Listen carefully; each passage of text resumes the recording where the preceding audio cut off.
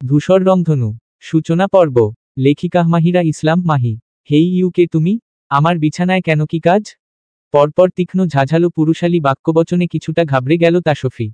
রুমের মধ্যিখানে একফালি নিয়ন আলোয় কালো ডিম লাইট জ্বলছে। কারো রুমে যে এমন অদ্ভুত রঙেরও ডিম লাইট লাগাতে পারে সেটা এই কর্কশ মানবের রুমে না আসলে জানতেই পারত না সে।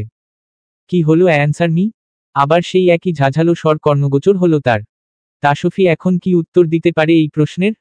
যে সে এই রুমের থাকা চলমান করা পুরুষটির বিবাহিত স্ত্রী, নাকি অন্য কিছু? কি উত্তর দেবে সে? ভাববার বিষয়। যে মানবের নিজের বিয়ের কথা মনে থাকে না, বেনারসি পরিহিত সদ্য বিবাহিত বউকে চিনতে পারে না, তাকে কি উত্তর দেওয়া যায়? অবশ্য চিনবে কি করে, এই পাজি ডাক্তার তো আগে তাকে দেখেইনি। কিন্তু তাসফি তো ঠিকই দেখেছে। অবশ্য এমন কালো আলোয় ঘোমটা শুদ্ধ লাল বেনারসি দৃশ্যমান হবে কি করে? আপা আপা। নিস্তব্ধ বজ্রকণ্ঠ কর্ণগোচর হতেই বাসন্তী কিছুটা ঘাবড়ে গেলেও নিজের মিছে তেজ বজায় রেখে এগিয়ে গেল রুমের দিকে। কি ব্যাপার ভাই, তুই এমন চিল্লাচিল্লি করছিস কেন? বাড়িতে দাদু আছে ভুলে গেলি ভাই? এমা তাসফি, কই রুম এমন অন্ধকার কেন? কতবার বলেছি ভাই, রুমের এই ফ্যাসফ্যাসে আলোয় কিছুই দেখা যায় না, লাইট পরিবর্তন কর। তোর রুচির ঠিক হলো না ভাই? নিস্তব্ধ প্রত্যুত্তরে তোত্তারছা কণ্ঠে জবাব দিল, অন্তত তোমাদের রুচির থেকে এনাফ ভালো। না হলে একটা নাবালিকা মেয়ের সাথে আমার বিয়ে দিতে না তোমরা? ভাইও নাবালিকা নয়, সাবালিকা, শুধু 18 হয়নি এই যা।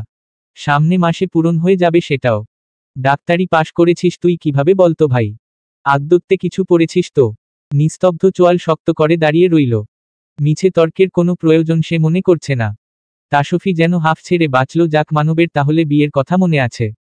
বাসন্তী আবার বলে উঠল, আর বিছানায় কে বলে চেঁচাছিস কেন? বিছানায় তোর বউকে বসিয়ে গিয়েলাম তো। এতে মহাভারত তো অশুদ্ধ হয়নি তাই না? নিস্তব্ধ নিজের বউয়ের মুখখানা না দেখলেও রেজিস্ট্রি পেপারে সাইন করার সময় ঠিকই খুব ভালো করে তার পাশে গুটি গুটি অক্ষরে লেখা তাসফি বিনতে আনহা নামখানা জহুরির চোখে পরখ করেছিল। হাতের লেখা মোটেও আহামরি সুন্দর ছিল না। নিস্তব্ধ মুখ ছিটকে ছিল। তবুও চোয়াল শক্ত করে নিজের সাইনখানা করেছিল নিস্তব্ধ ইয়াসার।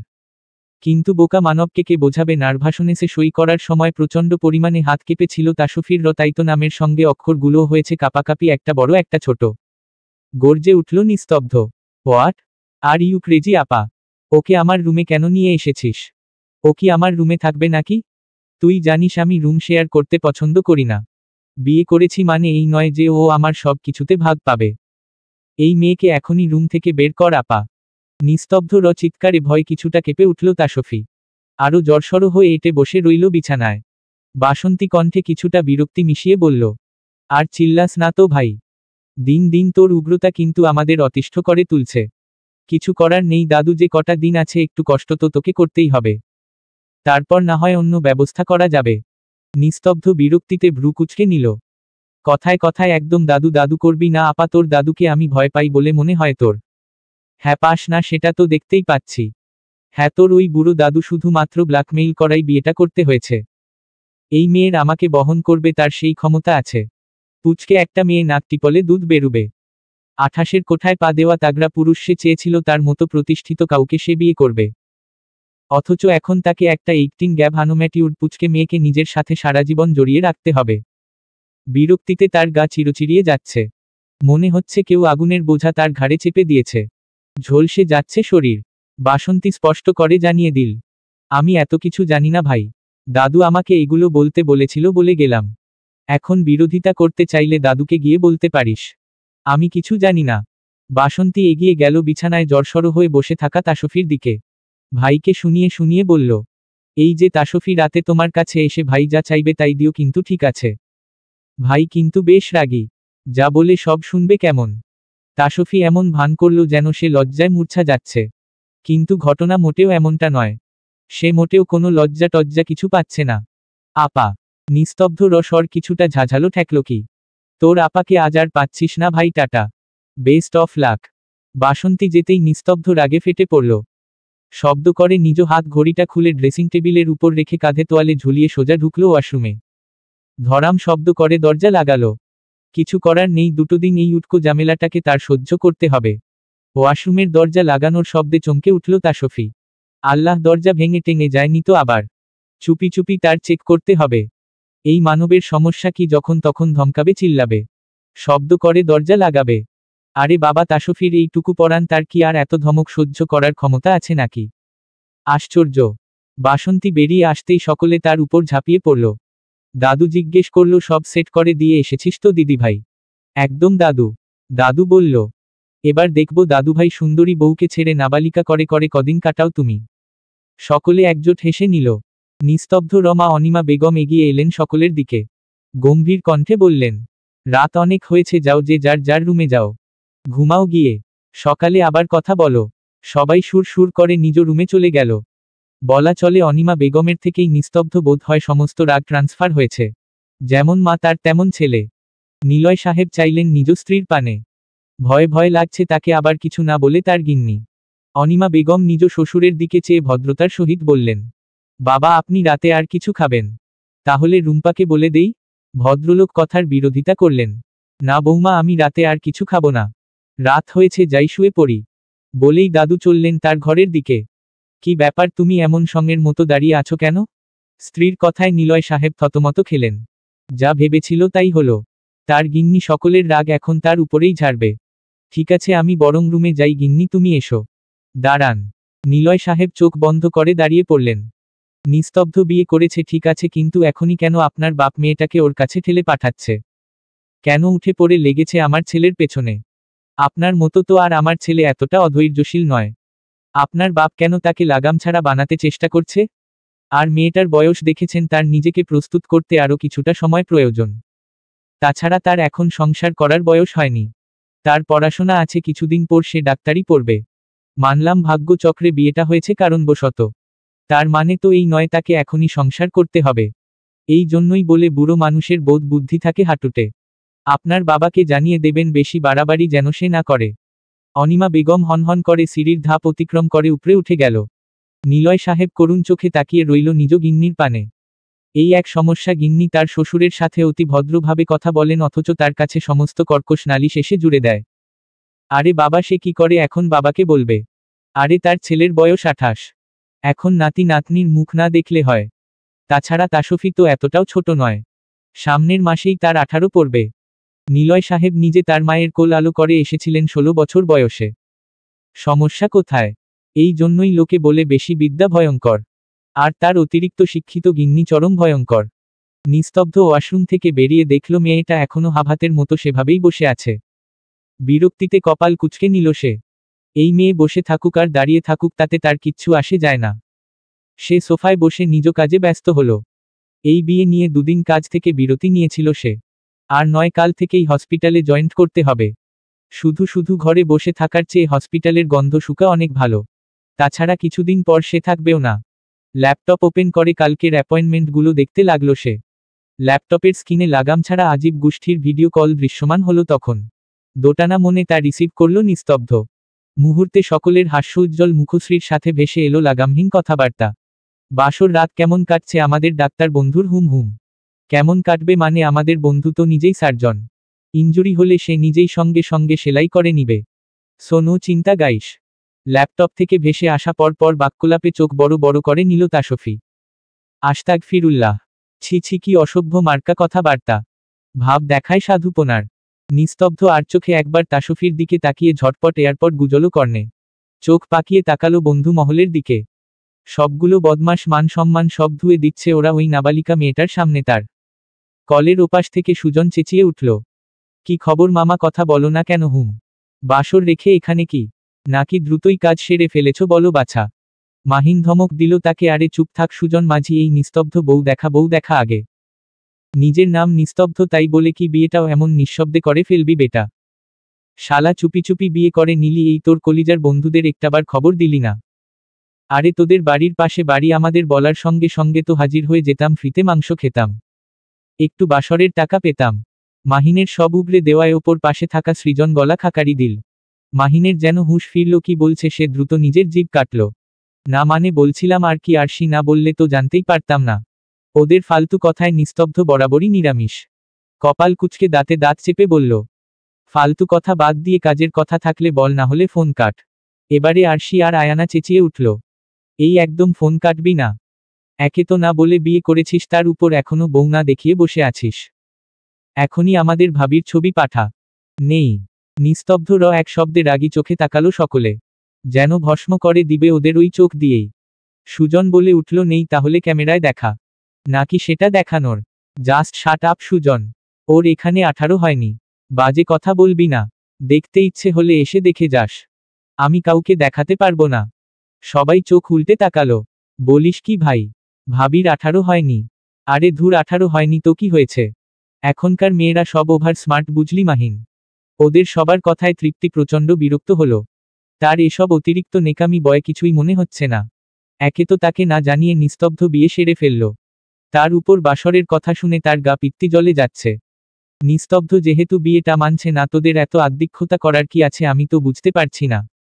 তোরা কেন এত নাক গলাচ্ছিস? তৃপ্তি এর কথায় ফুঁসে উঠল সুজন। কেন কেন আদিক্ষেতা করব না কেন? নাক গলাবো, 100 বার নাক গলাবো। আমাদের নাক আছে তাই আমরা 1000 বার নাক গলাবো। তুই বরং তোর ওই দর্গন্ধযুক্ত সর্দি মাখা নাক নিয়ে দূরে থাক। আমাদের প্রিয় বন্ধু বিয়ে করে এনেছে অথচ এখন বলবে সে নাবালিকা? উহু, তা তো হবে না। কেন ভাই, বিয়ে করার আগে মনে ছিল না? এখন সে নাবালিকা হোক আর বাচ্চা হোক ভাই, এখন আমাদের ওই নাবালিকা ভাবির সাথেই তোর বাসরটা সেরে ফেলতে হবে। আর দ্রুত আমাদের মামা কাকা ডাক শুনিয়ে ফেলতে হবে। So no discount, only full money payment কর দ্রুত। Shut up stupid. নিস্তব্ধ ধমকে সুজন মোটেও চুপসে গেল না, সে তার কথা চালিয়েই গেল। বুঝলি ভাই, সৃজনের একটা বাচ্চার মামা ডাক শুনতে শুনতে শুনতে কান পচে জং ধরে গেল। খুব দ্রুত জং ছোটাতো। ভেবেছিলাম নিজেই পজিশন চেঞ্জ করব, কিন্তু এখন তো দাবার গুটি পাল্টে গেল। এখন তুই ভরসা। কি বলিস? সবাই সবাই একজোটে হৈ হৈ করে উঠল। মনে হচ্ছে মেসেঞ্জার গ্রুপ ভেঙেই বোধ হয় ওরা বেরিয়ে আসবে। সুযোগ থাকলে তাই করতো বোধ হয়। অ্যাপটাকে বানিয়েছে তাকে এই সিস্টেমটাও চালু করে দিতে বলতে হবে। মেসেজ থেকে টুকুস করে ঘরে বেরিয়ে আসবে। নিস্তব্ধ খট করে কলটা কেটে দিল। এদের সাথে কথা বলা মানে তার সময় নষ্ট। সবকটার লাগামহীন বিকৃত মুখের ভাষা। ফোনটা রিসিভ করাই তার বোকামো ছিল। সবচেয়ে বেশি লাগামহীন সুজন। নিস্তব্ধ আজও ভেবে পায় না এই ছেলেটা তার প্রিয় বন্ধুর খাতায় নাম লেখালো কি করে। বন্ধুদের ছবি দেখানোর কথায় নিস্তব্ধ মনে পড়ল সে তার সদ্য বিবাহিত বউয়ের মুখখানাই এখনো দেখেনি। ওই যে ঘোমটা দিয়ে বসে আছে রমণী, কালো না ফর্সা তাও সে জানে না। তার জানার দরকারও নেই। যাকে বউ হিসাবে মানতেই পারছে না তার চেহারা দেখারও প্রয়োজন মনে করছে না সে। নিস্তব্ধ বিছানার দিকে এগিয়ে গেল, নববধূর দিকে তাকিয়ে ধমকে উঠল, এই মেয়ে এখনো সঙ্গের মতো বিছানার মাঝে বসে আছো কেন? সারা রাত কি এভাবে বসেই কটাবে? দেখি সরে বসো, তারপর যা খুশি করো। তাসফি মনে মনে ভেংচি কেটে সরে বসল। নিস্তব্ধ কাত হয়ে শুয়ে পড়ল। সিরিয়ালের মতো সে তার আরামের বিছানা ছেড়ে সোফায় ঘুমিয়ে ঘাড় ব্যথা করতে পারবে না। অসম্ভব। এই মানব তো কিছু না বলে ঠিক শুয়ে পড়ল। এবার তাসফি কি করবে? তাসফি খুব যত্ন নিয়ে পরখ করল তার নিজস্ব সুদর্শন পুরুষটিকে, যে কিনা বর্তমানে তার বর। কেমন নাম না জানা অনুভূতিতে শিহরিত হচ্ছে ভেতরটা। ফর্সা মসৃণ ত্বক, ঘন ভ্রু, পেশিবহুল হাত, সারা অঙ্গে যেন পুরুষত্ব উপচে পড়ছে। পুরুষ মানুষ এত সুন্দর কেন হবে?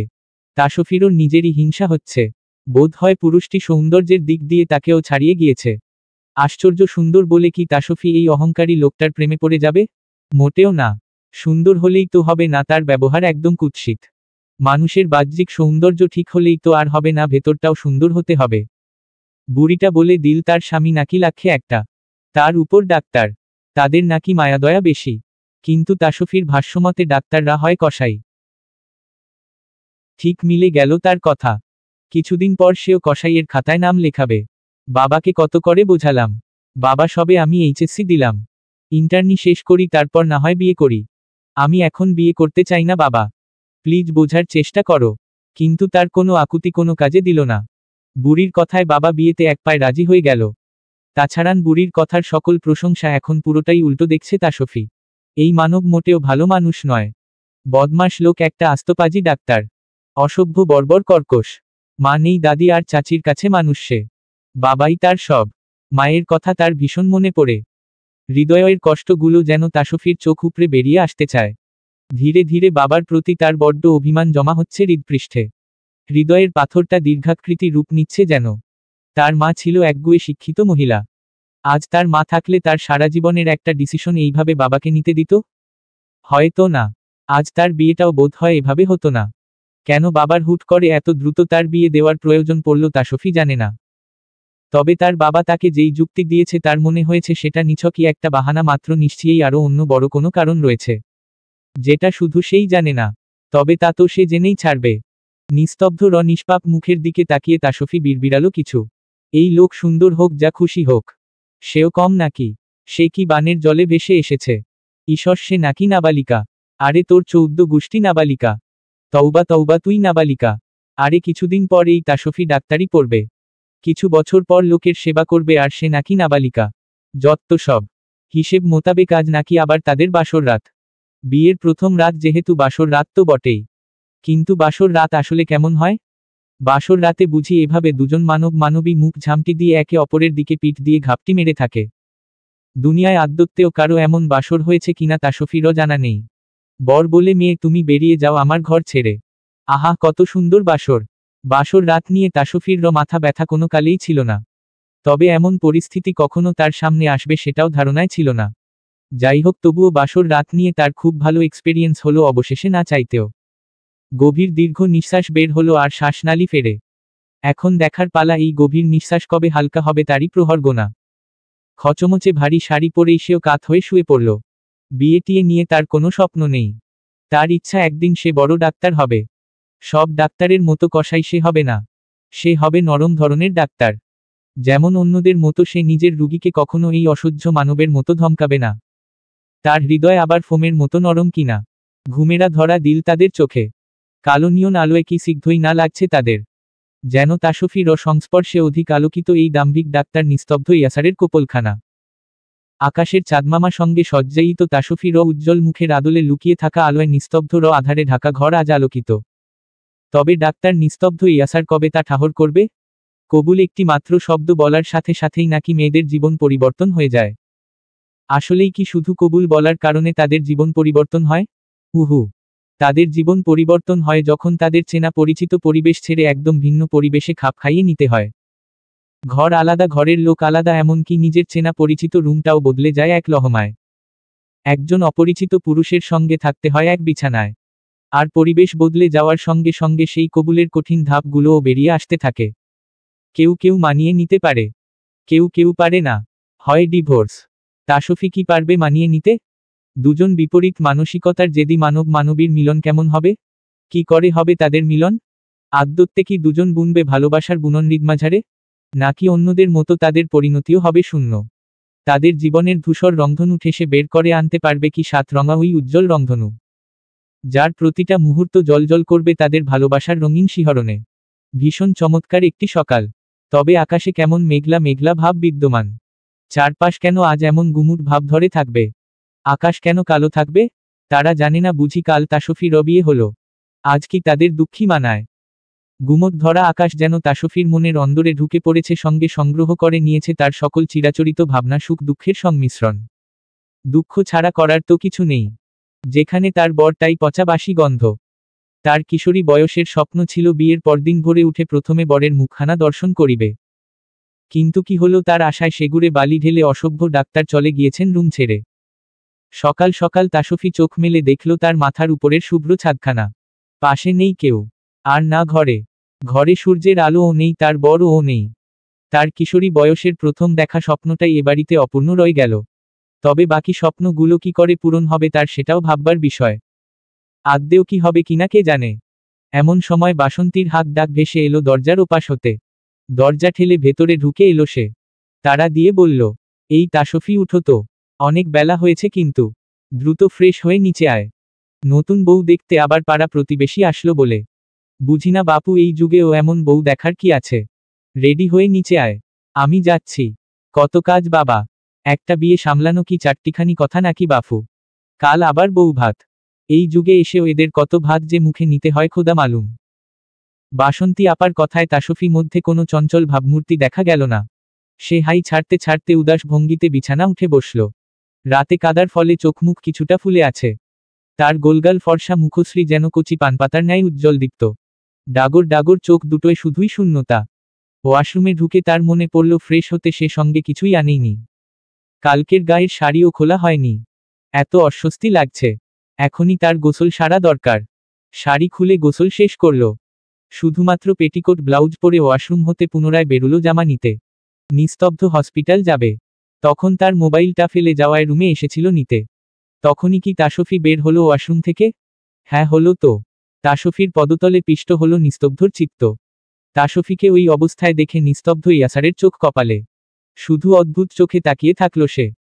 কিছু বলতে চেষ্টা করল কিন্তু মুখ দিয়ে কোনো শব্দ সে উচ্চারণ করতে পারল না। হতবিহ্বলের মতো তাকিয়ে রই এক অপরূপ সৌন্দর্যধারী রমণীর পানে। তার ভাষায় নাবালিকা বলা রমণী যেন পরিপূর্ণ যুবতী। রমণীর শরীরের ভাজে ভাজে যেন রহস্যরা খেলা করছে। সারা অঙ্গে যে তার ঝলসানো জ্যোতি। মাদকায় আচ্ছন্ন পরিবেশ। শুষ্ক ঢোক গিলল নিস্তব্ধ। তবে এটাই তার পুচকে বউ? তাসফি নিজের জামা নিয়ে ভাবলেশীন ভঙ্গিতে পুনরায় ওয়াশরুমে ঢুকে ঠাস করে নিস্তব্ধর মুখের উপর দরজাটা লাগিয়ে দিল। যেন রুমে নিস্তব্ধ ছিলই না এমন একটা ভাব। কোথায় এই মেয়ে নিস্তব্ধকে দেখে লজ্জা পাবে, দুহাতে বুক ঢাকবে, কাপড়ে দেহ আবৃত করবে। কিন্তু এই মেয়ে তাকে দেখলই না। কই গল্পে সিরিয়ালে তো এমনটা হয় না। তারা তো বলে, নেহি এ কেয়া বাত হে, আপনি আমার সব ইজ্জত লুট করে নিলেন। মেকিয়া কারু মেকিয়া কারু। নিস্তব্ধ নিজের মাথাটা দুবার ঝাঁকি দিল। তবুও কেমন ভনভন করছে। ছি, সে কি সব ভাবছে? সব লেইন চিন্তাধারা। সব এই নাবালিকা মেয়ের দোষ। ভাব দেখে তো মনে হয় না নাবালিকা। ভাব দেখো বোধ হয় 25 বছরের যুবতী। অথচ বয়স তার 18ও হয়নি। নিস্তব্ধ নিজ মোবাইল হাতে নিয়ে হনহন করে বেরিয়ে গেল রুম ছেড়ে। দরজা কাছে বাসন্তীকে পেয়ে নিস্তব্ধ কপাল কুঁচকে জিজ্ঞেস করল, এই মুহূর্তে আমার রুমে যে পুচকে মেয়েটার অবস্থান তাকেই আমি বিয়ে করেছি শিওর তুই আপা? নিস্তব্ধর হঠাৎ এমন উদ্ভট প্রশ্নে ভ্রু তুলে চাইল বাসন্তী। জবাব দিল, হ্যাঁ। কেন, কি সমস্যা?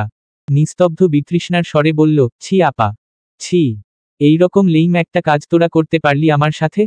বাসন্তী ভাইয়ের কথায় আশ্চর্য হয়ে গেল। হতবাক কণ্ঠে বলল, আরে বাবা করলামটা কি সেটা তো বল। নিস্তব্ধ আবারও একই সুরে বলে উঠল, নাবালিকা মেয়ে সঙ্গে বিয়ে দিয়েছিস, আমি সেটা সহ্য করে নিয়েছিলাম আপা। সঙ্গে ওই পুচকে মেয়ে যে দেখতে এতটা কুৎসিত, আমায় তো আগে বলিসনি। এমন কুৎসিত চেহারার মেয়ে আমার ঘাড়ে চাপিয়ে দিলি তোরা। একটু মায়া দয়া হলো না তোদের? আমার মতো হ্যান্ডসাম ছেলের সামনে ওই পুচকে মেয়ে টিকতে পারবে বলে ভাবছিস তোরা? তবে শুনে রাখো, এই নিস্তব্ধ ইয়াসারকে টেক্কা দেওয়া এত সোজা নয়। বলেই নিস্তব্ধ হনহন করে বেরিয়ে গেল। বাসন্তী হতবিহ্বলের মতো ভাইয়ের যাওয়ার দিকে চেয়ে রইল। বিয়ের শোকে তার ভাইয়ের মাথা তাঠা খারাপ হলো না তো আবার? ইয়া খোদা। তাসফি রুম ছেড়ে নিচে নামল মেরুন রঙের 3 পিচ পরে। নিস্তব্ধর কথাগুলো কর্ণগোচর হতেই চোখ বড় বড় করে নিল সে। কত বড় বদমাশ লোক। রুমে ড্যাব ড্যাব করে তার দিকে তাকিয়ে থেকে এখন তাকে কুৎসিত বলা হচ্ছে। শালা পল্টিবাজ। সঙ্গে সঙ্গে তাসফি নিজ মুখে হাত দিল। ছি ছি। মুখের ভাষা পাল্টা তাসফি। এখন তোর বিয়ে হয়েছে, স্বামীকে কেউ এসব বলে গালি দেয়? ড্রয়িং রুমের দিকে এগিয়ে যেতেই তাসফিকে দেখে ফিরোজা বেগম চোখ উল্টে ফেললেন। বিলাপ করে বললেন, ছি ছি, এ কি নাত বউ, এসব কি পরেছস তুই? বিয়ের পরদিন কোথায় শাড়ি পরবি? মাথায় ঘোমটা দিয়ে থাকবি, তা না এইসব জামা পরে চলে এসেছিস রে ছেমরি। তাসফি অবাক ঝরা গলায় বলল, সে কি, আমার শাশুড়ি মা তো এগুলো সব সময় পরে দেখনি বুঝি? দুঃখিত নানি। ফিরোজা বেগম কোমর বাঁকিয়ে উঠে এসে তাসফির হাত ধরে সোফায় বসালেন। সে পাশে বসে ফিসফিস করে বলল, আরে ছেমরি, বুঝোস না? তোর স্বামী তো বিয়েতে নারাজ। এখন এগুলা পরে যদি সারাক্ষণ তার সামনে ঘুরঘুর করস, তার মন পাবি কেমনে ছেমরি? শাড়ি পরে তার সামনে ঘুরঘুর করবি, তবেই না তার চোখে লাগবে। আর তোরে ভালোবাসমু। তাসফি মনে মনে হাসে, ঈষৎ ভালোবাসা না ছাই। তোমার নাতি তো একটা কসাই নানি, সে আবার ভালোবাসবে কি করে বলো তো? যে বিয়ের রাতে নতুন বউয়ের সঙ্গে একটু ভালো মুখে কথা বলে না। ভালো মুখে আর কি কথাই তো বলে না। সারাক্ষণ তার কপালখানা কুঁচকে রাখে। বোধ হয় কপাল কুচকানোর ব্যারাম আছপ তার। ফিরোজা বেগম চোখ পাকিয়ে তার দিকে তাকালো। চুপ কর ছেমরি। সে যাই হোক তোর স্বামী, তাকে খুশি করা তোর দায়িত্ব, বুঝলি? তাসফি বুঝদারের মতো মাথা নাড়ল।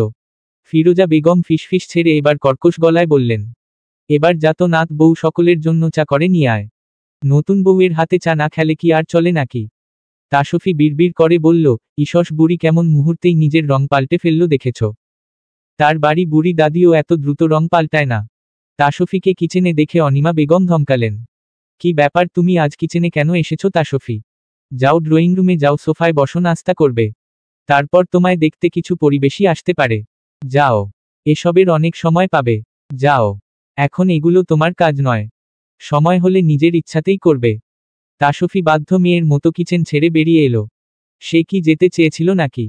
ওই বুড়ি তো তাকে পাঠালো।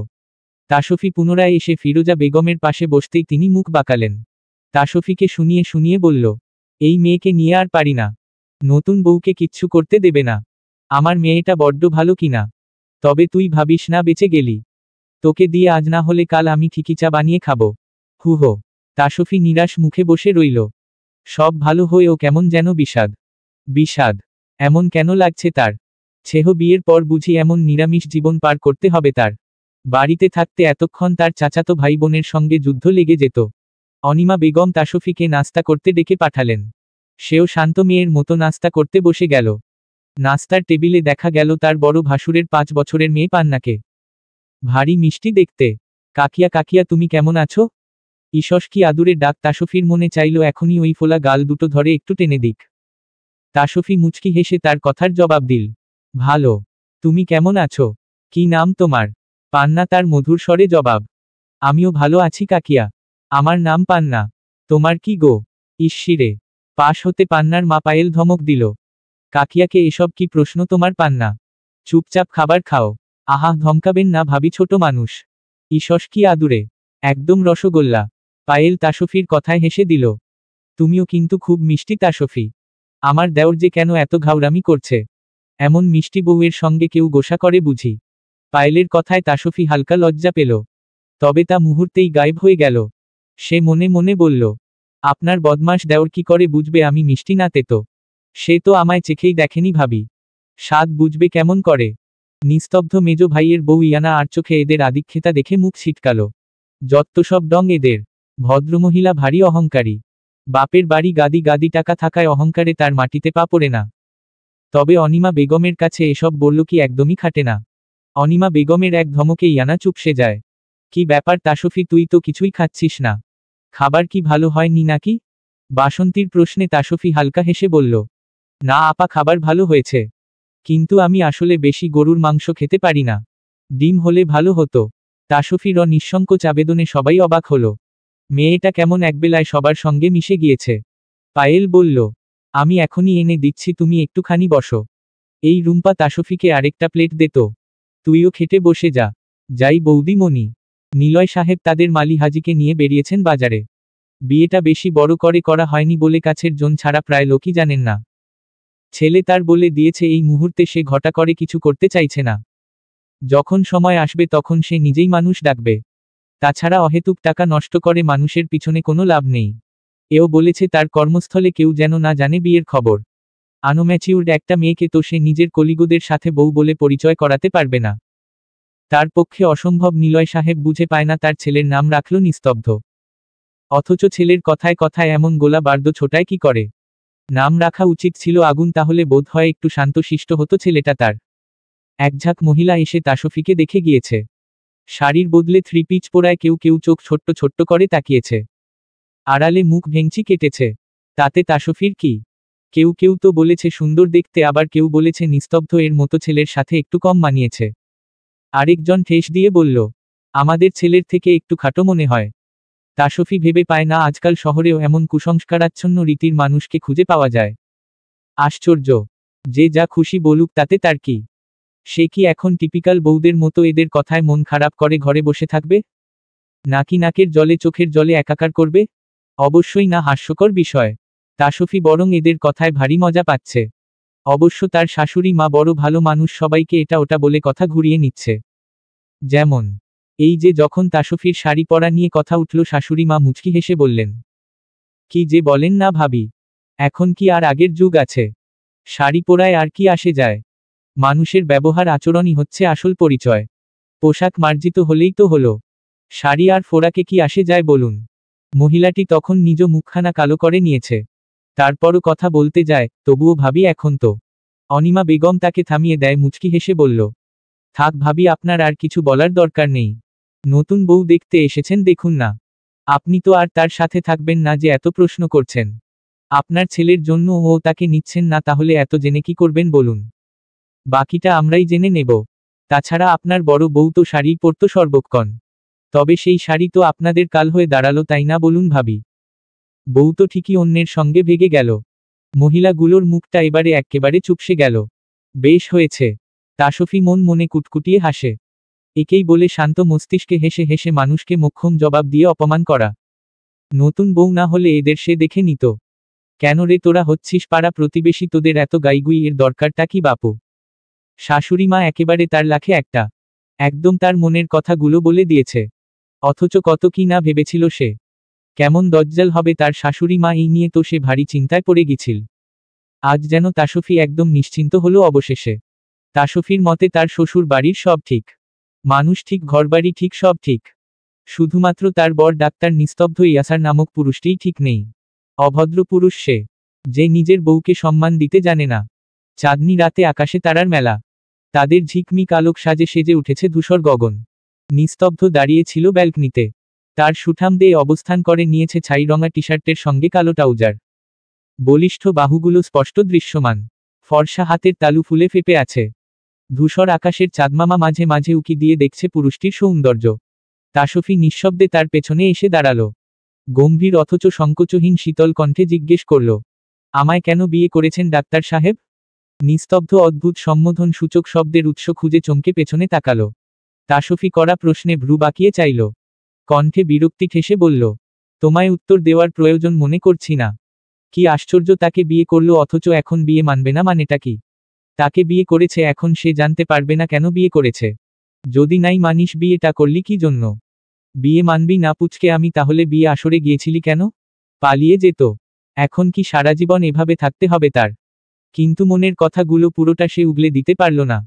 তাসফি তেতে উঠে আরো কয়েক পা এগুলো, ঝাঝালো স্বরে বলল, কেন উত্তর দেবেন না আপনি? সারাক্ষণ আমায় অপমান করেন আপনি পিচ্ছি পিচ্ছি বলে। পিচ্ছি হলে বিয়ে কেন করলেন? পিচ্ছি হলে কি হবে? ঝাঁজ আছে তো ঠিকই। এই কি বললেন আপনি? নাথিং, পিচ্ছি মানুষের এত রাগ মানায় না। বড় হলে রাগ দেখিও। বলেই নিস্তব্ধ হনহন করে চলল রুমের ভিতর। তাসফির গা জ্বলে যাচ্ছে লোকটার এমন খাপছাড়া কথাবার্তায়। নিঃশব্দে সে কিছুক্ষণ দাঁড়িয়ে রইল বেকনিতে। পশ্চিমা বাতাস বইছে, দূরে মাথা উঁচু করে দাঁড়িয়ে থাকা মেহগনি গাছে ডেকে উঠল হুতুম প্যাঁচা। অতঃপর তাসফি ও নিস্তব্ধ ইয়াসারের ঘুমন্ত দ্বিতীয় রাতটিও কাটল নিরামিষ ভঙ্গিতে। বিশাল ফাঁকা জায়গা তাদের মাঝে দূরত্ব করে রেখেছে, চারপাশে এক অদৃশ্য দেওয়াল। কবে এই দেওয়াল ভেঙে দুজন একত্রিত হবে জানা নেই। তবে আজ তাসফি মাঝে ফাঁকা রাখেনি, সেখানে কোলবালিশ হিসেবে সতীন রেখে দিয়েছে। বউ যখন মানিস না, তবে বউয়ের গায়ের গন্ধও যাতে না পাস, এটা তারই ব্যবস্থা রে বেটা। বর মশাই কোলবালিশ খানাকে ভ্রু কুচকে চোখ বড় বড় করে দেখেছে, তবে পাল্টা কোনো প্রত্যুত্তর করেনি। না করুক, তার প্রত্যুত্তর না করাই যেন শ্রেয়। পরদিন শুক্রবার, নিস্তব্ধ বাড়িতে ইচ্ছা না থাকা সত্ত্বেও থাকতে হলো। সকালে ল্যাপটপ ওপেন করে সে চমকে গেল, তার হসপিটাল থেকে মেইল এসেছে। ডাক্তার নিস্তব্ধ ইয়াসারের বাবার করা আর্জিতে তার দুদিনের ছুটি মঞ্জুর করা হলো। প্রচণ্ড বিরক্ত হলো সে। সে কি ছুটি চেয়েছে? সে তো কাজে ব্যস্ত থেকে একটু রিল্যাক্স হতে চেয়েছিল। বাবা কেন এই বাড়াবাড়িটা করল? তাসফি রুমে ঢুকল ব্যস্ত ভঙ্গিতে। বাসন্তী আপা বলল তার সমস্ত জিনিসপত্রগুলো যেন গুছিয়ে রাখে। জিনিসগুলো ব্যাগেই রয়ে গেছে। তাসফি রুমে এসে আলমারিতে হাত দিতেই নিস্তব্ধ তার নিস্তব্ধতা ছাড়িয়ে বর্জ্যকণ্ঠে বলে উঠল, এই পুচকি একদম আমার আলমারিতে হাত দেবে না। তাসফি চোখ মুখ কুচকে শুধালো, তাহলে আমার জামাকাপড়গুলো রাখবো কোথায়? নিস্তব্ধ দায়সারা ভাবে জবাব দিল, যেখানে খুশি রাখো, তবে আমার জিনিসপত্রে হাত দেবে না। Mind it. তাসফি কি উত্তর দেবে ভেবে পেল না। ডাক্তার তো নয় একটা কসাই। তাসফি নিশ্চিত এই লোকের কাছে একবার যে রুগী এসেছে, দ্বিতীয়বার আর সে মুখো হয়নি। ব্রেকফাস্টের টেবিলে নিস্তব্ধ হাজির হলো তার চিরাচরিত গম্ভীর মুখখানা নিয়ে। কি রে ভাই, বিয়ে দিয়ে তোকে এত সুন্দর একটা লাল টুকটুকে বউ এনে দিলাম, তবুও সারাক্ষণ মুখখানা গম্ভীর করে কেন রাখিস? নিস্তব্ধ ভ্রুকুচকে তার আপার দিকে চায়, কোনো উত্তর দেয় না। অহেতুক তর্ক করে এদের সঙ্গে তার কোনো লাভ নেই। গুড মর্নিং কাকাই। পান্নার কথায় নিস্তব্ধ মুচকি হেসে জবাব দেয়, গুড মর্নিং মামুনি। তাসফি এই মানবের একটুকরো হাসি দেখে যেন আকাশ থেকে পড়ল। তার বর হাসতেও জানে, ভারী আশ্চর্য ব্যাপার স্যাপার। তবে হাসতেই পারে, সে তো আর রোবট নয়। পান্না মামুনি, তোমায় লাস্টদিন কোন প্রশ্নের উত্তরটা শিখিয়েছিলাম বলো তো? পান্না তার ছোট মুখে জবাব দেয়, ফার্স্ট এইড বাক্সে কি কি থাকে? Vary good girl. এবার কয়েকটা নাম বলে ফেলো তো। ছোট্ট পান্না তোতা পাখির মতো বলতে থাকে, স্যাভলন, তুলা, কাচি, গজ কাপড়, মলম। তা পান্নাকেও তোমার ডাক্তারি পোনা শেখাবে নাকি? নিস্তব্ধ বাবার কথায় নিস্তব্ধ পুনরায় বিরক্ত হয়। অনিমা বেগম তাকে মৃদু ধমকান, কি শুরু করলে নিলয়, তুমি তোমার ওকালতি নিয়ে থাকো না। ছেলেটার পেছনে কেন পড়েছ? তাছাড়া ও তো খারাপ কিছু শেখাচ্ছে না। অনিমা বেগমের কথা শেষ হতেই নিস্তব্ধ বলতে শুরু করে, বাবা ডক্টরি শেখানো তো খারাপ কিছু না, টুকিটাকি ডাক্তারি জানাটা অত্যন্ত জরুরি। ধরো তোমার পাটা কেটে গেল। নিলয় সাহেব চোখ বড় বড় করে ছেলের দিকে চাইলেন। শেষে কিনা ছেলে তার পা কেটে ফেলল। ছেলেকে ডাক্তারি পড়িয়ে শেষে ভুল করলেন না তো? আহা, রাখছ কেন? ধরো কথার কথা তোমার পা কেটে গেল। বাড়িতে কেউ নেই, শুধু তুমি আর পান্না। পান্না যদি প্রাথমিক চিকিৎসা জানে তবে ওই কিন্তু তোমার সেবা করতে পারবে। তুমি তো সারাদিন ওকালতি নিয়ে থাকো, তুমি কি আর প্রাথমিক চিকিৎসা জানবে বলো? অসভ্য ছেলের কথায় নিলয় সাহেব বেজায় চটে গেলেন। তোমার কি মনে হয় আমি প্রাথমিক চিকিৎসা জানি না? রসিকতা করছো তুমি আমার সাথে? না পারাটাই স্বাভাবিক নয় কি? নিলয় সাহেব থতমত খেয়ে ছেলের দিকে চেয়ে থাকলেন। কই, তার আর ছেলে দুটো তো এমন অসভ্য নয়। তবে তার এই ছেলেটা কার মতো স্বভাব পেল? টেবিলের সবাই মিটমিট করে হাসছে। বাপ ছেলের এমন খুনোসুটি অহরহ ঘটে এই ওসমান ভিলায়। নিলয় সাহেব অর্ধেক খাবার রেখেই উঠে গেলেন। মা ছেলে মিলে নতুন বউয়ের সামনে তাকে কেমন হাসির পাত্র বানিয়ে দিল। তাসফি এত সময় শাশুড়ির পাশে দাঁড়িয়ে ছিল। নিলয় সাহেব চলে যেতেই তাসফি নিঃশব্দে গিয়ে নিস্তব্ধ পাশের চেয়ারে বসে পড়ল। ফিসফিস করে কিছুটা আদেশের স্বরে বলল, বাবার কাছে গিয়ে ক্ষমা চেয়ে আসবেন। একজন ডাক্তারের থেকে তার বাবা এটা আশা করেন না। বলেই তাসফি নিজের মতো করে খাবার নিয়ে খেতে শুরু করল। নিস্তব্ধ চকিতে তাসফির দিকে আশ্চর্য বদনে চাইল এই পুচকে মেয়ের কত বড় সাহস, তাকে কিনা আদেশ করে। কত বড় বেয়াদব মেয়ে। হাজবেন্ডের সঙ্গে কিভাবে কথা বলতে হয় মিনিমাম কার্তেসি টুকু নেই। অসভ্য মেয়ে। সে তার বাবার কাছে ক্ষমা চাইবে কি না চাইবে সেটা সে বুঝে নেবে। যত্ত সব। দুপুরের রান্নার সময় তাসফি জোর করে রান্নাঘরে ঢুকে গেল। জোর করে শাশুড়ি মাকে সরিয়ে দিল। বলল, মা তুমি সরো তো, আজ আমি রান্না করব। তাছাড়া ভাবি আর রুম্পা তো আছেই, সে আমাকে কুটতে বাড়তে সাহায্য করবে। কি ভাবি করবে তো? হ্যাঁ হ্যাঁ অবশ্যই। অগত্যা অনিমা বেগমের না চাওয়া সত্ত্বেও আজকের মতো তার রান্নাঘর ত্যাগ করতে হলো। রান্না করতে করতপ একফাকে তাসফি পায়েলকে ইনিবিনিয়ে শুধালো, কি ব্যাপার বলো তো ভাবি? ইনা, ভাবিকে তো দেখছি না। সে কোথায়? তোমায় সাহায্য টাহাজ্য কিছু করে না কাজে বুঝি? পায়েল কিছুটা ইতস্তত করে হেসে বলল, তেমন কিছু না। মেজো আবার একটু পরিষ্কার থাকতে ভালোবাসে তো তাই আর এদিকটায় আসে না। মেজো ভাই তো বাহিরে থাকে, সে সারাক্ষণ ফোন দিতে থাকে, তার সাথেই কথা বলতে ব্যস্ত থাকে। তাসফি ভ্রু কুঁচকে বলল, তো পরিষ্কার থাকতে পছন্দ করে বলে কি বাড়ির কাজে সাহায্য করতে পারবে না? আমরা বুঝি পরিষ্কার থাকি না? পায়েল উত্তর দেয় না। কি বা উত্তর দেবে সে? বড় লোকের বেটিকে কি আর বলবে সে? তাসফি মনে মনে শয়তানি হাসে। দুপুরে খাবারে তাসফি বিশাল আয়োজন করল। সাদা ভাত, পোলাও, গরুর মাংস, মুরগির মাংস, ডিম ভোনা, ধনেপাতা ভর্তা, শিম আলু দিয়ে ট্যাংরা মাছের ঝোল, শাক ভাজি। এত সব আয়োজনে সকলের চোখ কপালে। খেয়ে সবাই প্রশংসাও করল। নিস্তব্ধ শুধু আর চোখে একবার তাসফিরোর দিকে চাইল। এই পুচকে মেয়ে রান্না করতেও জানে। তাসফি যেন আঙুল দিয়ে জোর কদমে দেখিয়ে দিতে চাইছে সে কোনো পিচ্ছি পুচকে নাবালিকা নয়। উহু কিন্তু নিস্তব্ধ তো তা মানতে নারাজ। যত কিছুই করুক না কেন এই মেয়ে তার কাছে পুচকেই থাকবে। তবে পুচকে মেয়ের হাতের খাবারের স্বাদ অসাধারণ, সেটা মানতেই হচ্ছে। সবাই প্রশংসা করলেও তাসফির ডাক্তার সাহেব নিশ্চুপ বদনে গম্ভীর মুখে একের পর এক খাবার সাবার করেই যাচ্ছে। টু শব্দটি নেই। তাছাড়া তাসফি বা ওই অহংকারী লোকের কাছে প্রশংসা আশা করে রান্না করেছে নাকি? সে তো সবার জন্য রান্না করেছে। তাসফির মস্তিষ্কের কথাকে মনের ডাকেই করে। কি মিথ্যুক রে তুই তাসফি, তুই কি তোর বর থেকে প্রশংসা পাবার লোভে রান্না করিসনি বল? বাড়িতে তো রান্না জানা সত্ত্বেও কখনো রান্না করতি না, অথচ এখানে একদিন যেতে না যেতেই তুই রান্না ঘরে চলে গেলি। তাসফি তার হৃদয়ের ভাবনাকে এক ধমক দিয়ে চুপ করিয়ে দেয়। সে কারো এটেনশন পাওয়ার জন্য রান্না করেনি। তার ইচ্ছে হয়েছে তাই রান্না করেছে, সিম্পল। খাওয়ার এক ফাঁকে দাদু ওসমান শেখ বলে উঠলেন, তা না তো বউ, তোমায় আবার তোমার ঘাড়ত্তারা বরটা কোনো ভাবে জ্বালাচ্ছে না তো? যদি দেখ তাকে তোমায় কিছুতে বিরক্ত করতে সোজা আমার কাছে এসে নালিশ করবে। ওর ঘাড়ের সব কটা রগ আমি টেনে ছিঁড়ে ফেলব। ডাক্তার হয়েছে দেখে কি সাপের 5 পা দেখে ফেলেছে? নিস্তব্ধ নাটকীয় ভঙ্গিমায় আওড়ালো, সাপের তো 5 পা নেই দাদু, কি করে দেখব বলো? চুপ করো দেয়াদব, তোমার সঙ্গে আমি কথা বলছি না। নাতিবউ তুই বল, এই হতভাগা তোকে ডিস্টার্ব করে? তাসফি ভদ্র সভ্য মেয়ের মতো মাথা নাড়ল। নিস্তব্ধ বিড়বিড় করে আওড়ালো, সব কটা তার জাত শত্রু। ঘাড়ে বউ চাপিয়েও শান্তি হয়নি এই বুড়োর। ফিরোজা বেগম গদগদ হয়ে বলল, বাহ নাত বউ, তুই ভারী ভালো রাঁধেছিস তো। ভেবেছিলাম বোধ হয় নাত বউ এর হাতে রান্না বান্না আর খাওয়া হবে না। নাতি আমার বিদেশি ধরে নিয়ে আসবে। তবে এবারে নিশ্চিন্ত হওয়া গেল। তাসফি ফিসফিস করে বলল, আমি আর নিশ্চিন্ত হতে পারলাম কোথায় নানি বলো। তোমার নাতি তো লাগাম ছাড়া। ঘুড়ি ওড়ানোর আগেই সে সুতো কেটে বেরিয়ে গেছে কিভাবে যেন। তার আল টানব কি করে। দুপুরের বাকি সময়টা তাসফির ড্রয়িং রুমেই পান্নার সঙ্গে দুষ্টুমি করেই কাটল। রুমের মাঝে বসে আছে অহংকারী দেমাগী ডাক্তার, তার সামনে যাবার তাসফির কোনো রকম ইচ্ছে নেই। দাদু যখন নিস্তব্ধকে তাদের বাড়ি যাওয়ার বিষয় কথা উঠালো, অসভ্য ডাক্তার এক কথায় না করে দিল। সে এখন কোথাও যেতে পারবে না, এই তার শেষ কথা। তাসফির ইচ্ছে হলে সে যেন একা চলে যায়।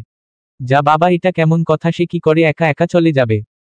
বর ছাড়া নতুন বউ বুঝি একা একা বাপের বাড়ি চলে যায়। কেউ কখনো শুনেছে এমন কথা। বিকালের দিকে হঠাৎ কলিংবেল বেজে উঠল। রুম্পাটাও আশেপাশে নেই। সকলে তখন ভাত ঘুমে থাকায় তাসফি নিজেই গিয়ে দরজা খুলে দিল। সঙ্গে অবলোকন করল ৫-৬ জন যুবক যুবতীর অচেনা অজানা হাস্য উজ্জ্বল মুখশ্রী। তবে সবার মুখ হাস্য উজ্জ্বল নেই। ৬ জনের মাঝে একজন দাঁড়িয়ে আছে মুখ আমাবস্যা মতো অন্ধকার বানিয়ে। কাকে চাই? যুবক যুবতীগণ কিছুক্ষণ ড্যাব ড্যাব করে বিস্ময় নিয়ে তাকিয়ে রইল। প্রশ্নের জবাব না দিয়েই তারা হুট করেই ভিতরে ঢুকে পড়ল। তাসফি আশ্চর্য হয়ে গেল। এ কেমন অসভ্যতা! এ কি আপনারা কিছু না বলে ভিতরে ঢুকছেন কেন? বললেন না তো কাকে চাই? মাহিন মাথা চুলকে বোকা হেসে বলল, নিস্তব্ধ নিস্তব্ধ কে চাই আমরা? নিস্তব্ধ বাসায় নেই? আজ তো ওর বাসায় থাকার কথা। তাসফি কিছুটা ভাবুক স্বরে বলল, জি আছে তো। তাসফি বিড়বিড় করল, বদমাস ডাক্তার বাসায়ই আছে। বিড়বিড় শুনে মাহিম আবার প্রশ্ন করল, কিছু বললেন? তাসফি দাঁত কেলিয়ে মেকি হেসে বলল, হে হে কই না তো, কিছু না। সুজন মাহিনকে সরিয়ে বলল, এই তুই শর্ত, ওই ব্যাটাকে ডাকতে দে। বউ নিয়ে ঘরে বসে ওর রোমান্স করা বের করছি। রোমান্সের ষষ্ঠী করব ওর আজ। নিস্তব্ধ নিস্তব্ধতা। এই ব্যাটা নিস্তব্ধতা নিচে নাম। শালা সারাক্ষণ নামের মতো ঘামটি মেরে থাকে।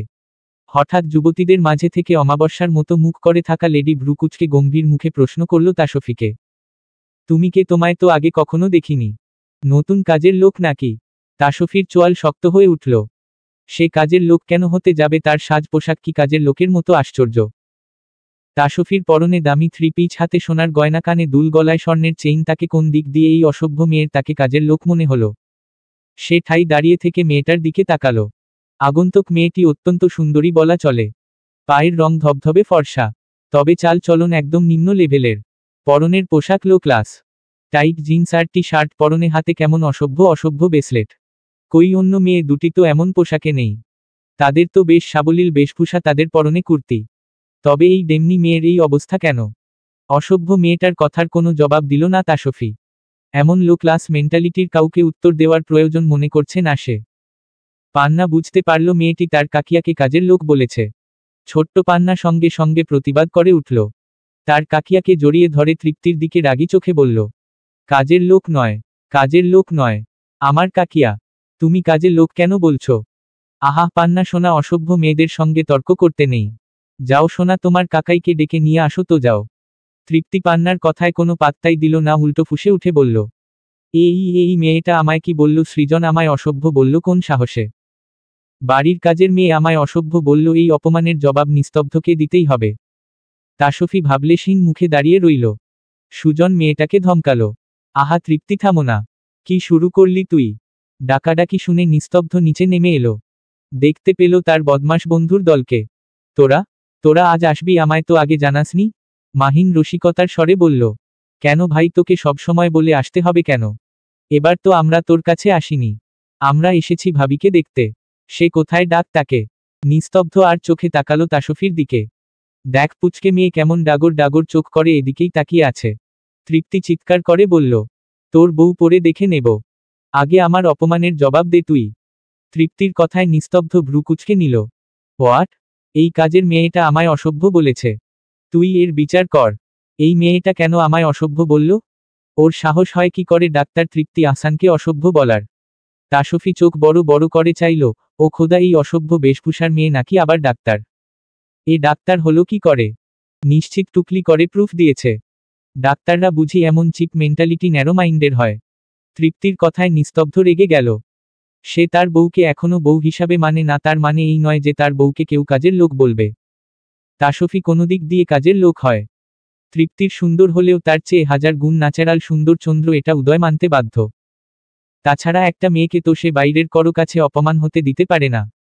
যতই তারা তার বন্ধু হোক, সে ঘরের মাঝে যা খুশি করতে পারে।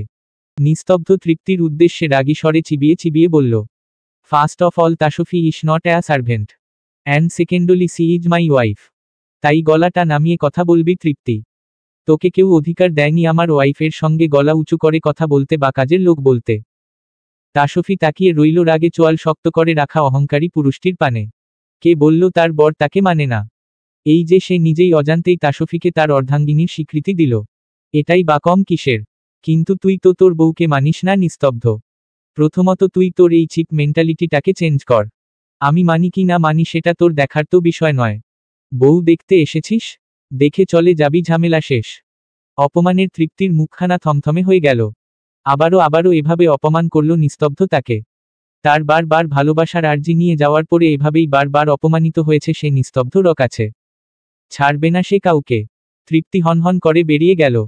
মাহিন হাত তালি দিয়ে বলল, কেয়া বাত হে মামা, কেয়া বাত হে। কি দিলি ভাই? ছোট্ট পান্না ও খুশিতে হাততালি দিল। আয়ানা আর আরশি এগিয়ে গিয়ে তাসফিকে জড়িয়ে ধরল। বলল, তাহলে এই হলো আমাদের ডাক্তার তাসফি ইয়াসারের বলা পুচকে বউ। আর আমাদের মিষ্টি ভাবি। বলেই তাসফির গাল টেনে দিল, যেন সে ছোট্ট বালিকা। তাসফি ভারী লজ্জা পেল।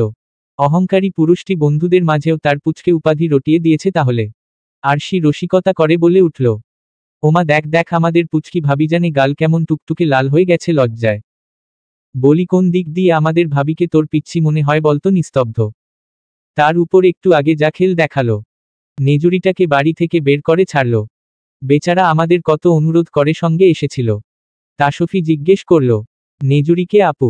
নেজুরিকে দেখলে না কেমন গটগট করে হেঁটে চলে গেল। ওর কথায় কিছু মনে করো না তুমি কেমন? ও একটু এমনই। ওদের রসিকতায় তাসফিও মিষ্টি হাসল। আপু দুটো ভারী মিষ্টি। যাক, বর বদমাশ হলে কি হবে, তার বন্ধুগুলো ভারী সুন্দর ব্যবহারে আর চেহারায়ও। দেখ দেখ নিস্তব্ধ আমাদের পিচ্ছি ভাবির হাসিটা কি মিষ্টি। নিস্তব্ধ ভ্রু কুচকে তাকালো। এই একদম আমাদের দিকে ভ্রু কুচকে তাকাবি না নিস্তব্ধ। তোর ভ্রু কুচকানোতে আমাদের কিছুই যায় আসে না। তাসফি তারা দেখিয়ে বলল, আপনারা দাঁড়িয়ে কেন আপু, বসুন বসুন না। তখন পায়েল নিচে নেমে এলো। ওদের দেখে খুশি হয়ে বলল, ওমা তোমরা আজ এলে বুঝি, বিয়েতে তো আসলে না? আরশি বলল, কিভাবে আসবো বলুন তো ভাবি, আপনার দেওর তো আমাদের বিয়ের দাওয়াতই দেয়নি। বিয়েটাও হুট করে হয়ে গেল তো। সকল আত্মীয়কে সেরকম করে বলাও হয়নি। এই আমাদের মাঝেই আছে। জি ভাবি, বুঝেছি। আচ্ছা তোমরা বসো না, দেখি একটু নাস্তা পানি ব্যবস্থা করি আমি। মা তো ঘুমিয়ে আছে। এক ফাঁকে সৃজন ফিসফিস করে নিস্তব্ধর কানে কানে বলল, কি ব্যাপার বন্ধু, আমাদের পুচকে ভাবিকে কি আস্ত রেখেছ নাকি তোমার নিচেই পিষে ফেলেছ? হুম হুম। সৃজনের কথায় নিস্তব্ধ তার নিস্তব্ধতা ছাড়িয়ে চোখ গরম করে তার দিকে চাইল। একদম চোখ গরম করে তাকাবি না। তোর চোখ গরমকে আমরা ভয় পাই নাকি বল মাহিন? মাহিন ও সায় দিয়ে বলল, হ্যাঁ তাই তো, অবশ্যই আমরা ভয় পাই নাকি? নিস্তব্ধ বাঁকা হেসে বলল, তাই না? সৃজন তুই তোর বউকে কিভাবে পিষিস সেটা তো আমরা সবাই জানি। কি তাই না গাইস? নিস্তব্ধ একদম বাজে কথা বলবি না। নিস্তব্ধ শয়তানি হেসে এখন বাজে কথা না, এখন বাজে কথা। নিস্তব্ধ সবগুলোকে দৌড় করিয়ে বাগানে নিয়ে এলো। এ কি, সবাই কোথায় গেল? পায়েল ট্রেতে নাস্তা নিয়ে এসে দেখে ছেলেপেলে সব উধাও। আরে ভাবি, আপনি এত কষ্ট করতে গেলেন কেন? রাখুন রাখুন, ওরা তো গেল বাইরে গেছে, এসে পড়বে। তিনজন পুনরায় গল্পে মগ্ন হয়ে পড়ল। আয়ানা তাসফিকে ফিসফিস করে চলল, নিস্তব্ধ তোমায় ছুঁয়েছে? মানে ইন্টিমেট? তাসফি মাথা নাড়িয়ে দুষ্টু হেসে বলল, কি যে বলেন না আপু, ছুতে চাইলেই আমি দেব নাকি? এত সোজা? আমাকে সে বউ হিসাব মানে না, আমার কাছে কেন আসবে বলুন তো? আমিও বা কেন দেব? তাছাড়া ওই অহংকারী পুরুষের ছোঁয়া পেতে তো আমি মরে যাচ্ছি না, তাই না বলুন? তাসফির কথায় আয়ানা আরশি দুজনে চোখ বড় বড় করে চাইল। কি দেখছে তারা? নিস্তব্ধ পুচকে বউ তো যে সে বউ নয়, একদম ধানিলঙ্কা।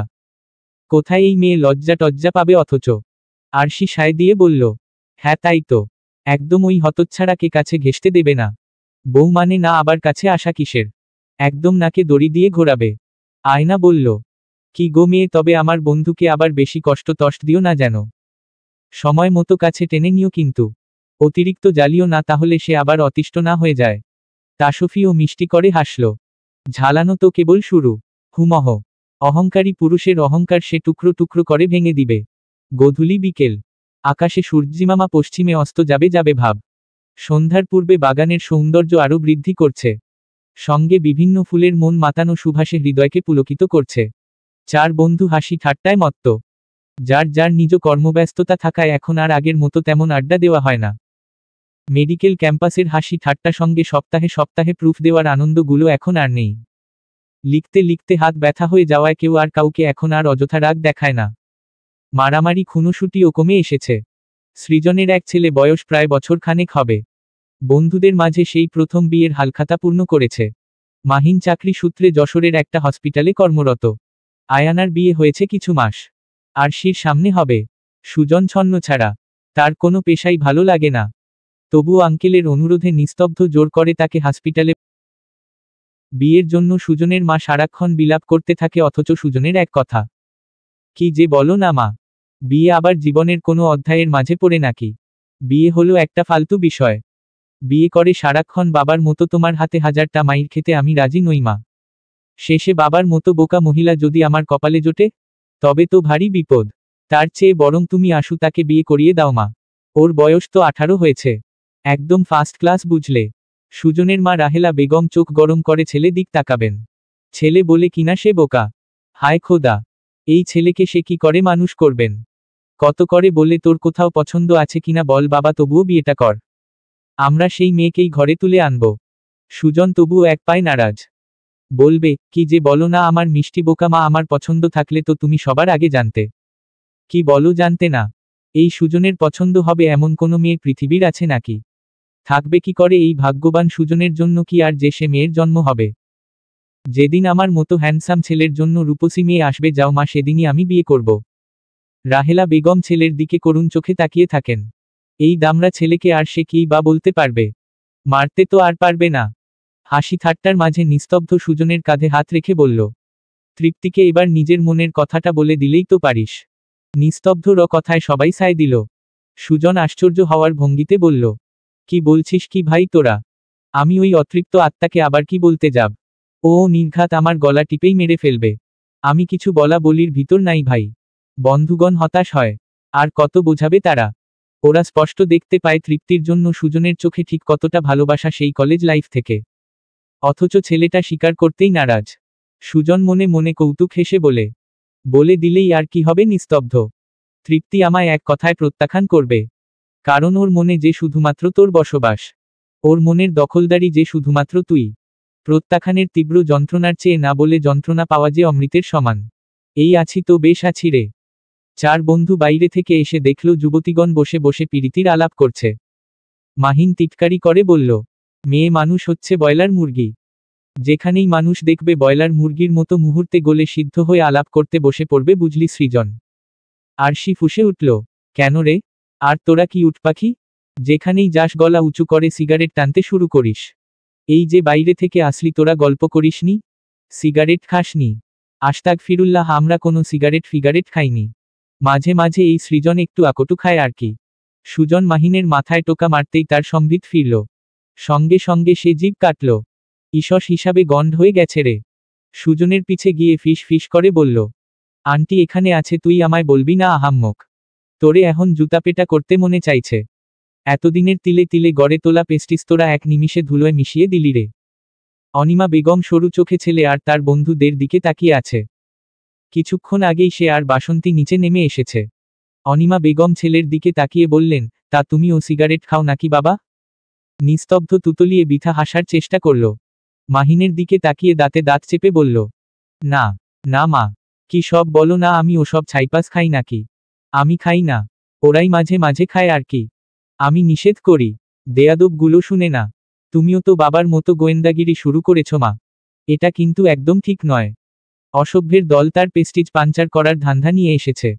তাসফি আর চোখে তাকালো নিস্তব্ধ দিকে। তার ভারী মজা লাগছে লোকটাকে এমন হেনস্থা হতে দেখে। সকলের হাসি ঠাট্টা মাঝে মাহিন আর চোখে বাসন্তীর দিকে তাকালো। আজ পরিস্থিতি ভিন্ন না হলে ওই মিষ্টি মেয়েটা তার জিম্মায় থাকত। হোক না বয়সে সে ছোট। ভালোবাসায় আবার বাছবিচার কিসের? ওই যে মেয়েটা বুকে হাজার কষ্ট চেপে রেখে কিভাবে সকলের সঙ্গে হাসি মজা করছে। কেউ কি তার ভিতরের লোকানো ব্যথা কি বুঝতে পারে? কিন্তু মাহিন তো পারছে। পরিস্থিতি আজ তার অনুকূলে, তাই তো সে চেয়েও আজও মেয়েটার কাছাকাছি যেতে পারে না। সিগারেট সিগারেট সিগারেট আমায় ধোঁকা দিয়েছে। সিগারেট খাওয়ায় নাকি অপরাধ হইয়াছে? আরে সিগারেট খাওয়ায় নাকি অপরাধ হইয়াছে? সিগারেট খাইয়া আজ আমি গাজার নৌকায় ঘুরি, তবুও মা আমায় আবার দেয় ঝাড়ি। কি হচ্ছে এখানে? নিস্তব্ধ ধমকে উঠল তাসফিকে। এই মেয়ের বানানো গান শুনে তার ফুরফুরে মেজাজ মুহূর্তে খিচিয়ে গিয়েছে। সে বেশ বুঝতে পারছে তাকে জ্বালাতেই এই গান গাওয়া হচ্ছে। তাসফি দাঁড়িয়ে ছিল বেলকনিতে, নিস্তব্ধ প্রশ্নে সে ভাবলেশীন কণ্ঠে জবাব দিল, বারে দেখতে পাচ্ছেন না কি করছি? আকাশ দেখছি, সঙ্গে স্পেশাল গানও তো গাইছি, শুনতে পাচ্ছেন না ডাক্তার সাহেব? তাসফির খাপছাড়া জবাবে নিস্তব্ধ এর রাগ তরতর করে বেড়ে গেল। পুরুষটি রমণীর মাঝে থাকা দূরত্বটুকু ঘুচিয়ে নিল। তার দুহাত শক্ত করে চেপে ধরল বেলকনির রেলিংয়ের সাথে। আরও একটু নিচু হল পুরুষটি। অহংকারী পুরুষের নিঃশ্বাস আছড়ে পড়ছে রমণীর চোখে মুখে। তাসফি চোখ বুঝে নিল নিমিষেই। রমণীর মুখের কাছে নিজের মুখ নিয়ে পুরুষটি ফিসফিস করে ভয়ঙ্কর হুমকিমূলক বাক্য আওড়াল। এত জ্বালাতন কেন করছো আমায়, বোকা মেয়ে? আমার জ্বলন্ত অনলের পাশ হতে নিজেও পুড়ে ছাই হয়ে যাবে, মনে রেখো নাবালিকা মেয়ে। তাই সাবধান। নিস্তব্ধ তাকে ছেড়ে দিয়ে ভেতরে চলে গেল। তাসফি ফিসফিস করে বলল, তাহলে কেন পোড়াচ্ছেন না? আমি তো চাই আপনার অনলে পুড়িয়ে আমায় ছাই করে দিন, নিঃশেষ করে দিন এই তাসফি অস্তিত্ব। হৃদয় একে দিন চন্দ্রের মতো মিষ্টি কলঙ্ক। আপনার অনলের আগুনেই পুড়তেই তো প্রহর গুনছি অহংকারী পুরুষ। পরদিন তাসফির বাবা মোস্তফা সাহেব এসেছেন মেয়েকে দেখতে। ভদ্রলোক আবেগে আপ্লুত হয়ে পড়ল মেয়েকে দেখে। কদিন পর হয়তো সে আর এই আদুরে মুখখানা দেখতে সুযোগ পাবেন না। কে বলতে পারে? বাবাকে দেখতেই তাসফি দৌড়ে গিয়ে তাকে জড়িয়ে ধরল। আস্তে মামুনি, পড়ে যাবে তো। এখনো তোমার ছটফটানি স্বভাব গেল না মামুনি? চুপ থাকো তো বাবা, মনে হচ্ছে কত জনম তোমায় দেখি না। দাদিকে কেন আনোনি? বুড়িকে বলবে সে যেন তার আনহুকে আর কল না দেয়। মেয়ের অভিমানে মোস্তফা সাহেব মুচকি হাসেন। নিস্তব্ধ বাসায় থাকায় সে ও শ্বশুরের সঙ্গে কুশল বিনিময় করলেন। যতই হোক একমাত্র শ্বশুর তার। তাছাড়া সে একজন ডক্টর, কর্তব্য জ্ঞানহীন তার পক্ষে মোটেই সাজে না। ওই সব ছেলে মানুষই অন্য কারো দ্বারা সম্ভব। মোস্তফা সাহেব এসেছিলেন তাসফির ভর্তির কাগজপত্র দিয়ে যেতে। নিলয় সাহেবই নাকি তাকে বলেছে। আবার সন্ধ্যার মাঝেই সে প্রস্থান করেছে। তাসফির মন খারাপ হলো, আবার কবে তার বাবা আসবে। তার বাবা না আসুক, সে ঠিক সপ্তাহ খানেক পরে ও বাড়ি অবশ্যই যাবে। আর তার একমাত্র বাবাকে একদম চমকে দেবে। ডিনার শেষে দাদু সকলকে বললেন, অনেকদিন তো ছেলের গদিতে থাকা হলো, এবারে আমি আমার পৈতৃক নিবাসে ফিরতে চাই। আবার কোনো নাতি নাতনির বিয়ে হলে তখন আবার আসব। সকলে বারবার করে থাকতে বললেও ওসমান শেখের এক কথা, তিনি থাকবেন না। পরদিন ভোরের দিকেই দাদু রওনা হলো, অনেকটা পথ পাড়ি দিতে হবে। তাসফির মনটা আরো খারাপ হলো। দুদিন দাদুর সাথে গল্প করে বুড়োটার প্রতি ভারী মায়া জন্মে গেছে। যাওয়ার আগে দাদু তার মাথায় হাত বুলিয়ে বলে গেল, ভালো থেকো দিদি ভাই। আর অসভ্যটা তোমায় বিরক্ত করলে সোজা এই দাদুর টেলিফোন নম্বরে একটা কল করবে, ব্যাস। ওর শয়তানি একদম ঘুচিয়ে দেব।